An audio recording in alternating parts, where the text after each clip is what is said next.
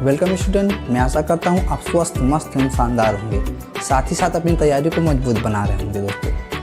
तो जैसा कि हमने पिछले लेक्चर में चैप्टर 1 रियल नंबर, जिसे हम हिंदी में वास्तविक संख्याएं कहते हैं, इसका हमने पूरा प्रैक्टिस सेट कंप्लीट कर लिया। इस पर इंट्रोडक्शन वीडियो भी हो चुका है। अगर आप उसको नहीं देखे हैं तो कृपया करके उसे देख लीजिए, जिससे आप चैप्टर 1 रियल नंबर से, वास्तविक संख्या से अपने एग्जाम में बेहतर परफॉर्मेंस कर पाएँ। तो आइए देखते हैं उसके आगे का नया चैप्टर, जिसे हम कहते हैं दो चर वाले रैखिक समीकरण, जैसा कि आप स्क्रीन पर देख सकते हैं। ठीक है, तो यहाँ से हम देख सकते हैं दो चर वाले रैखिक समीकरण युग्म। चैप्टर के हमारा नाम है दो चर वाले रैखिक समीकरण युग्म, जिसे इंग्लिश में बोला जाता है pair of linear equation in two variable, जैसा कि आप अपने स्क्रीन पर देख सकते हैं। ठीक है, तो यहाँ पर हम समझने की ओर बढ़ते हैं। यहाँ पर दिया गया है चर, ठीक है ना। तो चर के लिए हम समझते क्या होता है। चर के लिए हम देखते हैं, जैसा कि आप स्क्रीन पर देख सकते हैं, हमने लिखा हुआ है चर मान किसी शर्त पर निर्भर हो। चर ऐसा चीज़ होता है जो किसी शर्त पर निर्भर करता है। जैसे कि अगर हम कह दें कि जो आपका चर है, यहाँ पर है सभी के घरों में जो रुपयों की संख्या है वह है, तो हो सकता है डिफरेंट पर्सन के घरों में जो पैसे हैं वो अलग अलग हों। ठीक है ना, किसी के घर में हो सकता है 5,000 हो, किसी के घर में हो सकता है 10,000 हो, किसी के घर में 15,000 एंड सो ऑन। ऐसे ये चीज़ वरी कर सकता है। और ऐसे हम कह दें कि अगर आपका एक कुछ वस्तु है, ठीक है ना, ये प्रत्येक किसी भी शर्त पर निर्भर करता है चर, समझ में आया।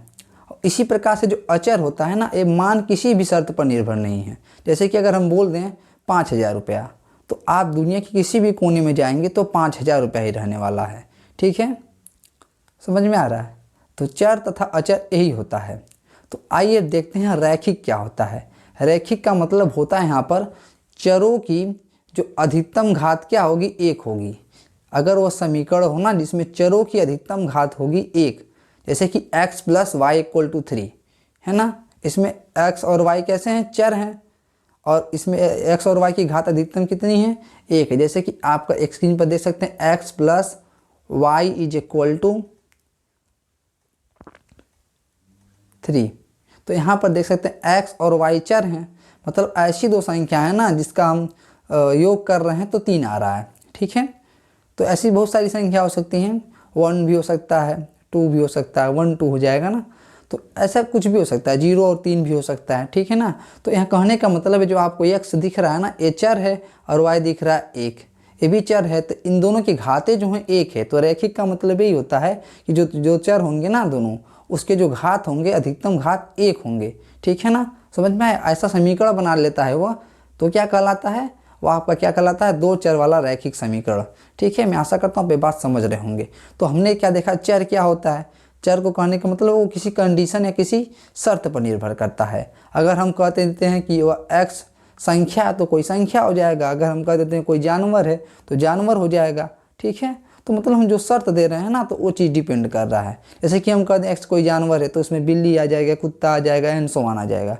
अगर कह दें कोई संख्या है तो कुछ संख्या आ जाएंगी, या कह देंगे मनुष्य है तो मनुष्य आ जाएंगे, किसी व्यक्ति का नाम भी आ सकता है। ठीक है, तो समझ में आया। तो बेसिकली जो हमारा अधिकतम प्रॉब्लम सॉल्व होता है वो किसी संख्या को लेकर होता है। ठीक है, तो आइए देखते हैं कुछ आगे की सवाल को। तो यहाँ पर आप देख सकते हैं ना, तो यहाँ से आप देख सकते हैं दो चरों का ऐसा समीकरण जिनमें चरों की अधिकतम घात 1 हो, चरों वाला रैखिक समीकरण, दो चर वाला रैखिक समीकरण कहलाता है। जैसा कि आप स्क्रीन पर देख सकते हैं इस चीज़ को। वो दो चर वाला रैखिक समीकरण क्या होता है, जैसा कि आप स्क्रीन पर देख सकते हैं कि ऐसा समीकरण, दो चर वाला ऐसा समीकरण जिनमें चरों की अधिकतम घात 1 हो, तो दो चर वाला रैखिक समीकरण कहलाता है। क्लियर, कहने का मतलब उसकी घात हमेशा 1 होनी चाहिए, 2 नहीं होनी चाहिए। जैसे कि अगर हम लिखें ना x² + y² = 5, तो ये दो चर वाला रैखिक समीकरण है। जैसे स्क्रीन पर देखिएगा, अगर हम लिखें x² + y² = 5, तो यहाँ पर दो चर है। बेसिकली यहाँ पर आपका जो दो चर है, ठीक है ना, यहाँ पर आपका दो चर तो है, यहाँ पर दो चर x और y दो चर हैं। ठीक है ना, लेकिन इसकी जो घात है ना वह 2 है, इसमें भी घात 2 है, अधिकतम घात 2 हो गई। तो इस प्रकार से जो परिभाषा दिया गया है, दो चरों x तथा y का ऐसा समीकरण जिसमें चरों की अधिकतम घात 1 हो, तो ए हमारा सेटिस्फाइड नहीं कर रहा है, इस चीज़ संतुष्ट नहीं कर रहा है। तो हम कह देंगे जो x² + y² बराबर 5 होगा ना, ये आपका 2 चर वाला रैखिक समीकरण नहीं होगा। ये 2 चर वाला समीकरण तो है क्योंकि इसमें 2 चर दिख रहे हैं आपको, x और y, ठीक है। ये 2 चर वाला रैखिक समीकरण तो है, लेकिन 2 चर वाला रैखिक समीकरण नहीं है। 2 चरों का ऐसा समीकरण जिसमें चरों की अधिकतम घात 1 हो, 2 चर वाला रैखिक समीकरण कहलाता है, जैसा कि आप देख सकते हैं अपने स्क्रीन पर, ठीक है। तो इस चीज़ को हम थोड़ा इरेज करते हैं।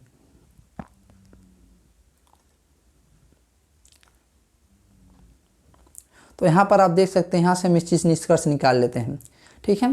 तो यहाँ पर आप देखिए, जैसे कि हमने बताया है स्टैंडर्ड इक्वेशन में, तो आप ये समझ गए होंगे कि 2 चर वाला रैखिक समीकरण क्या होता है। 2 चर वाला रैखिक समीकरण क्या होता है, जैसे स्क्रीन पर देख सकते हैं, 2 चरों x तथा y का ऐसा समीकरण जिसमें चरों की अधिकतम घात 1 हो, 2 चर वाला रैखिक समीकरण कहलाता है। इस चीज़ को आप देखे होंगे। तो जैसे हमने लिखा है ना, ax + by + c बराबर 0, जहाँ x y चर हैं और a b c क्या है हमारी, a b c जो वास्तविक संख्या है। जैसा कि आप चैप्टर 1 पढ़ चुके हैं, आपने वहाँ पर आपको इंट्रोडक्शन में बताया हुआ है बेसिकली वास्तविक संख्या होती क्या है। हम कहते हैं कि वास्तविक संख्याएं जो होती हैं और परिमेय और अपरिमेय संख्याओं के मिश्रण होती हैं, ठीक है ना। मतलब सभी परिमेय और अपरिमेय संख्याएं वास्तविक संख्याएं होती हैं, ठीक है। ये चीज़ हम पीछे से पढ़ चुके हैं। तो इस चीज़ को आप अगर लेक्चर नहीं देखें तो पीछे जाकर जरूर देख लीजिएगा, ताकि आप अपना बेहतर परफॉर्मेंस कर पाए वास्तविक संख्या से, ठीक है। तो आइए देखते हैं आगे की ओर। ऐसे ही 2 समीकरण का मानक समीकरण युग्म निम्नलिखित है। तो देखिए यहाँ पर एक आया है मानक समीकरण युग्म, 2 रैखिक समीकरणों का मानक समीकरण युग्म।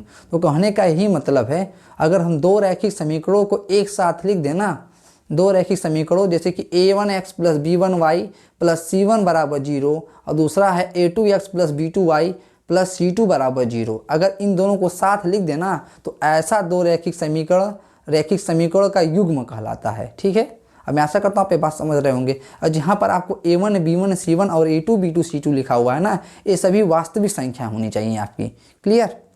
अब वास्तविक संख्या क्या होता है, हमने इस चीज़ को पहले ही बता दिया है। आपका बेसिकली एक चैप्टर है इसी पर जो पीछे पढ़ा दिया गया है, ठीक है। अब मैं आशा करता हूँ आप उसको पढ़ कर आए होंगे, ठीक है। तो आगे देखते हैं, अगर नहीं पढ़ें तो कृपया करके उसे पढ़ लीजिए, ठीक है। तो यहाँ पर आगे देखिए, x तथा y के ऐसे मान, अब थोड़ा देखते हैं इस समीकरण रैखिक समीकरण का हल क्या कहलाता है।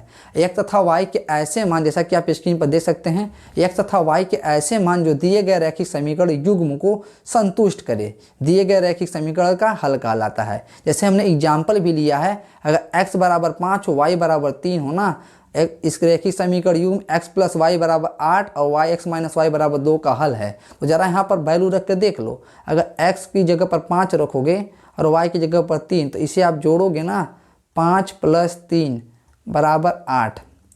जैसा कि आप देख रहे हैं x + y बराबर 8 संतुष्ट हो रहा है। संतुष्ट होने का ही मतलब है, अगर 5x - y बराबर 2 आ रहा है तो x की वैल्यू 5 है, 5 - 3 करेंगे आप तो x 5 - 3 बराबर 2 आ जाएगा, जैसा स्क्रीन पर देख सकते हैं। तो ये भी चीज़ को इसे सेटिस्फाइड कर रहा है, ठीक है ना, संतुष्ट कर रहा है। संतुष्ट करने का ही मतलब है। तो x तथा y, x बराबर 5 y बराबर 3 रैखिक समीकरण युग्म x + y और x - y बराबर 2 का एक हल हो गया, ठीक है ना। तो यहाँ पर क्या लिख सकते हैं, जो x और y दिख रहा है ना, यहाँ पर इस एक समीकरण है और x - y और इसकी अधिकतम घात कितनी, 1 है। तो यह वाला क्या हो गया, 2 चर वाला रैखिक समीकरण का युग्म हो गया, क्योंकि 2 समीकरण यहाँ पर दिए गए हैं, ठीक है। अब मैं आशा करता हूँ आप ये बात समझ रहे होंगे, ठीक है। तो इस चीज़ को आप नोट कर लेंगे, या इस चीज़ का जो आपको नोट्स प्रोवाइड कर दिया जाएगा, ठीक है। इस चीज़ का नोट आपको प्रोवाइड कर दिया जाएगा डिस्क्रिप्शन बॉक्स में या कमेंट बॉक्स में, वहाँ से आप इस चीज़ को डाउनलोड कर लीजिएगा, ठीक है। अब मैं आशा करता हूँ ये बात समझ रहे होंगे। तो एक बार थोड़ा हल्का सा और देख लीजिए, x तथा y के ऐसे मान जो दिए गए रैखिक समीकरण युग्म को संतुष्ट करे, दिए गए रैखिक समीकरण का हल कहलाता है। जैसे कि x बराबर 5 y बराबर 3, क्लियर। तो आइए आगे बढ़ते हैं, ठीक है। तो आप इस बात को अच्छे समझे होंगे, ठीक है। तो आइए देखते हैं आगे की ओर।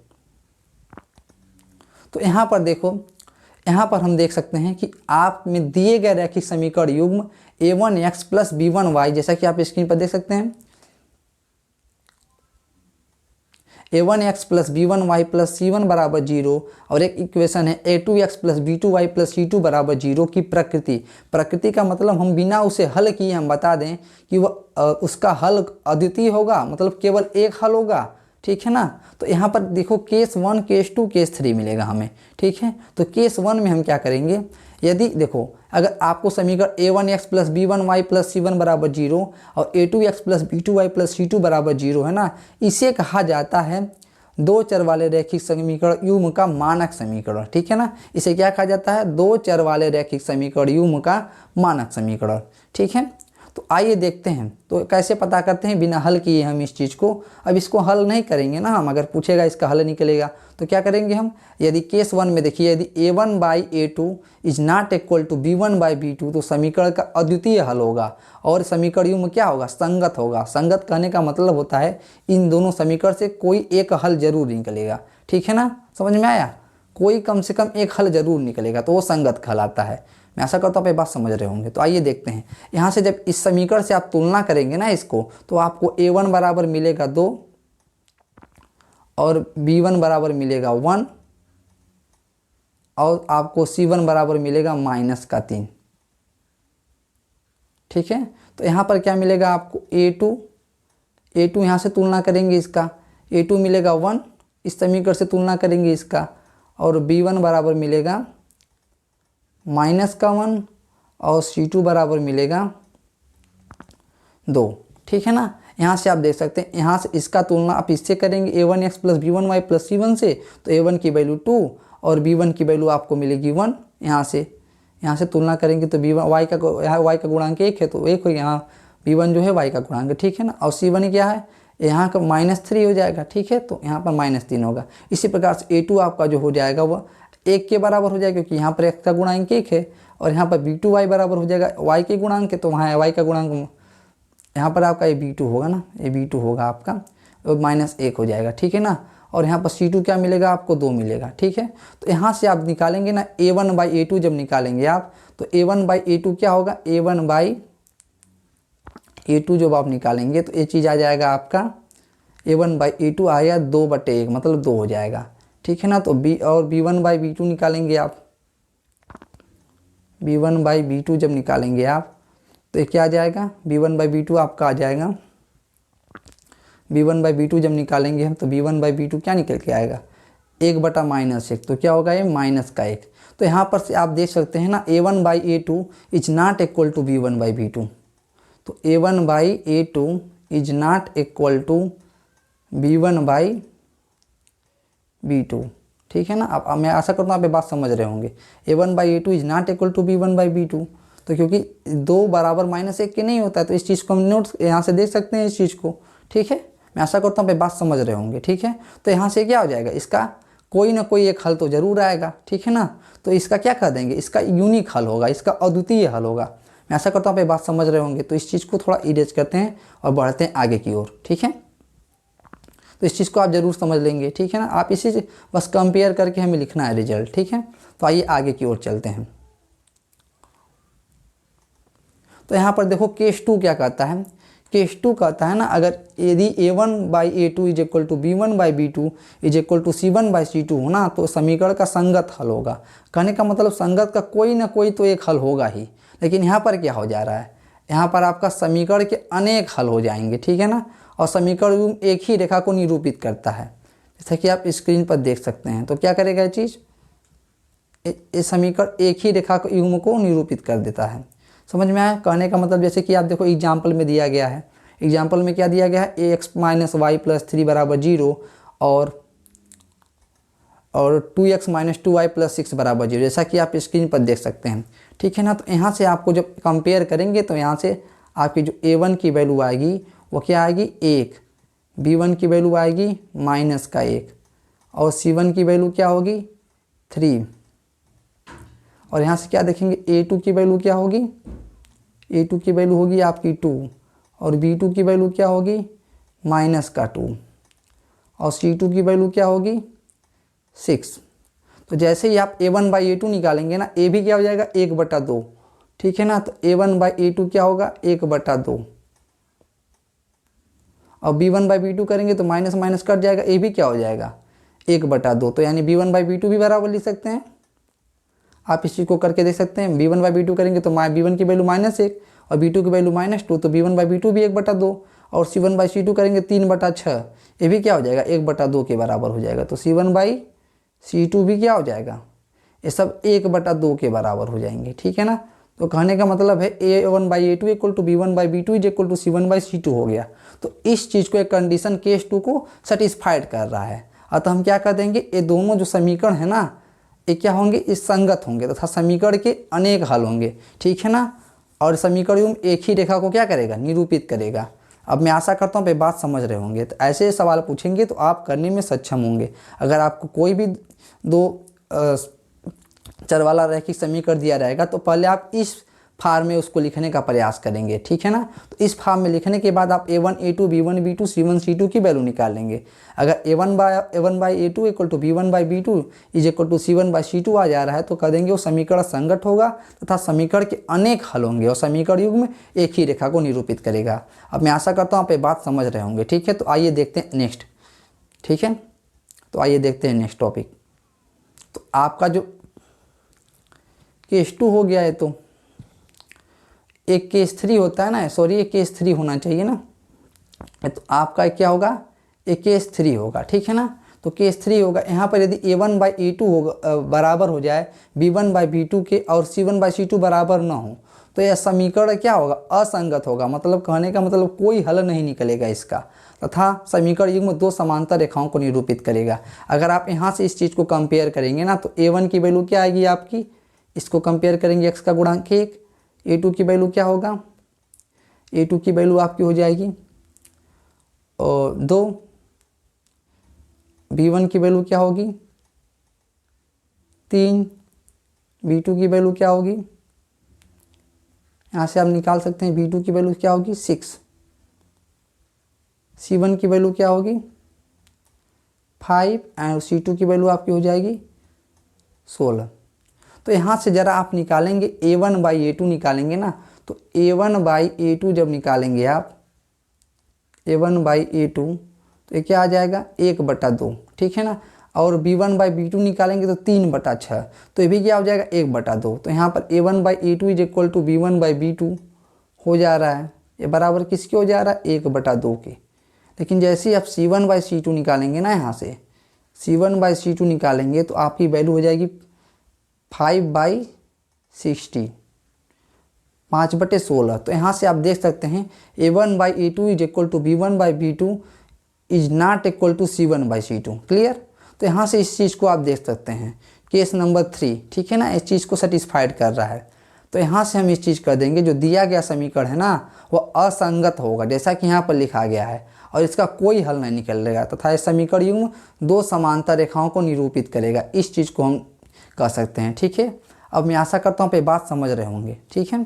तो इस चीज़ को थोड़ा इरेज करते हैं, ठीक है। तो ये चीज़ क्या हो जाएगा हमारा, यहाँ से हम इस चीज़ को क्लियरली लिख सकते हैं। इस चीज़ को आप नोट कर लीजिएगा, ठीक है। तो इस चीज़ को हम क्लियरली इस चीज़ को ऐसे लिख सकते हैं, थोड़ा मिटाते हैं हम। तो इस चीज़ को हम एक फार्म में लिख सकते हैं, क्या, इस चीज़ को हम यहाँ से लिख सकते हैं